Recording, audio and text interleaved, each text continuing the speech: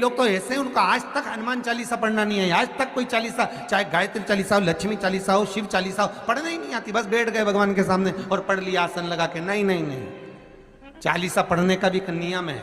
अगर कोई लक्ष्य लेकर पढ़ रहे हो तो उसका एक नियम है।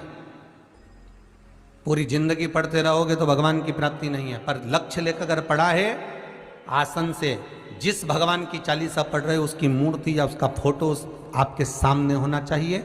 एक घी का दिया, अगर हनुमान चालीसा पढ़ रहे हो तो या तो घी का दिया जलाओ, वो भी गाय के घी का हो, भैंस के घी का मत जलाना। हनुमान जी कभी प्रकट नहीं होंगे भैंस के घी से।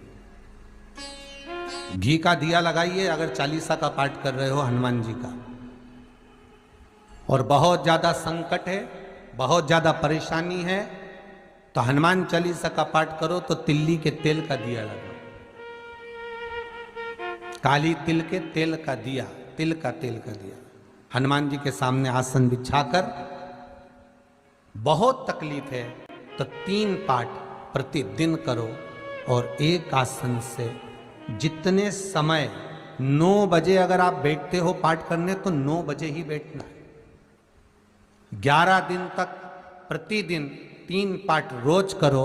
एक पानी का लोटा, कलश, तांबे का जल, अर्थात तांबे का लोटा हो, स्टील का लोटा हो, तुम्हारे पास जो कलश हो उसमें जल भरकर, एक सिक्का उसमें पटक कर, एक लौंग पटक कर प्लेट से ढक कर रख दो और प्रतिदिन बस टाइम पर बैठकर पाठ करो। 11 दिन पूर्ण होंगे, जिस कामना से आपने पाठ करा है बस वो सिक्का, वो लौंग कलश में से निकाल लो, जल का आचमन करो और जिस काम के लिए करा है वो जल उस प्रयोग में ले लो।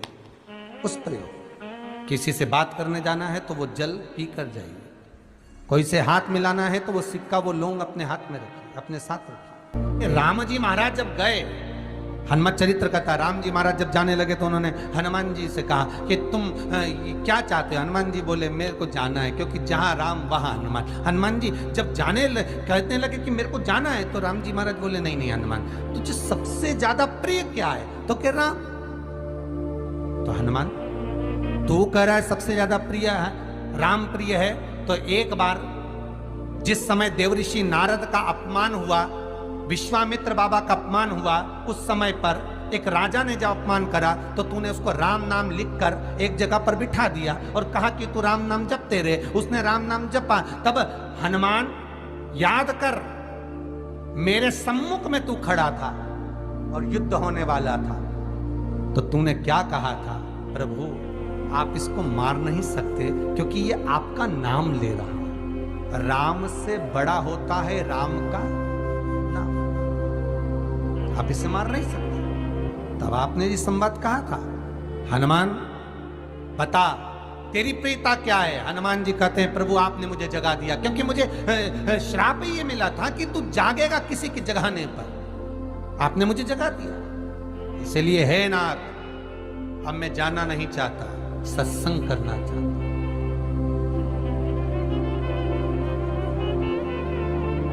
श्री राम जी का चरित्र, अब मैं सत्संग करूंगा, भजन करूंगा, नाम जाप करूंगा। पर राम जी जानते हैं हनुमान से कहा, हनुमान मेरा जाने का समय आ गया, मुझे तो जाना पड़ेगा ना। सीता पृथ्वी में चली गई, मुझे भी जाना है। मैं सरयू के जल में अपने प्राणों को त्यागूंगा, मानव का शरीर है, इसको त्यागना तो पड़ेगा ना हनुमान। हनुमान जी बोले तो त्याग दो, त्यागने में क्या दिक्कत है, त्यागो आप तो। पर दिक्कत एक बहुत बड़ी है। तो राम जी ने जैसी कहा दिक्कत बहुत बड़ी है, तो हनुमान जी पूछे ऐसी कौन सी दिक्कत है? हनुमान जी के शब्द सुने तो राम जी बोले, जब जिस समय पर तुम सूर्य को निगल गए थे, इंद्र को क्रोध आया था और इंद्र ने तुम पर वज्र का जब प्रहार करा था, जब वज्र का प्रहार इंद्र ने करा तब तुम्हारा नाम हनुमान हुआ। तब सारे देवी देवताओं ने तुम्हें वर प्रदान करा। उस जगह पर यमराज भी खड़ा था, तो यमराज ने तुम्हें वर दिया था कि जहां हनुमान होगा वहां यमराज नहीं होगा। अब दिक्कत यह है कि मुझे प्राण त्यागना है और तू मुझे 1 मिनट के लिए नहीं छोड़े तो यमराज आएगा कैसे? दिक्कत वहां अड़ी पड़ी।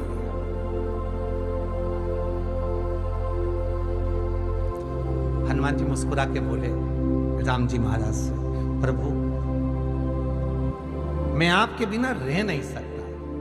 तो राम जी बोले मैं भी जानता हूं कि तू मेरे बिना नहीं रह सकता, पर एक काम तो कर सकता है ना। क्या? मैं अगर कोई काम बताऊंगा तो तू करेगा कि नहीं करेगा? हनुमान जी बोले आपका काम और मैं ना करूं, ऐसा कभी हुआ है? जरूर करूंगा। ठीक है। बस अब राम जी महाराज ने सोच लिया कि हनुमान को जाने से पहले काम पर लगा। अब वो कौन सा काम था? बोलो रे भाई। हनुमान जी को कहां काम पर लगाया राम जी ने? किस जगह पर काम पर लगाया? अरे सभी ने रामचरितमानस सुनी है, खूब सुनी, जल्दी बताओ। राम जी महाराज ने प्राण त्यागते समय, सरयू जी में प्राणों को देते समय राम जी ने हनुमान जी को किस काम में लगाया था? कि राम जी ने अपने हाथ की एक मुद्रिका जिस पे राम लिखा हुआ था, वो मुद्रिका एक अयोध्या की एक सरंग में जमीन में डाल दिया और हनुमान से कहा जा जरा ढूंढ के लेके आ, मैं अभी घूम कर आया। और हनुमान जी तलातल रसातल भूमि के नीचे पताल में चले गए उस मुद्रिका को ढूंढने के लिए जिस पे राम लिखा है। और हनुमान जी पूछते भी जा रहे राम कहाँ है? राम की मुद्रिका पड़ी थी, राम की अंगूठी है। अब राम का ही सत्संग करते करते जा रहे थे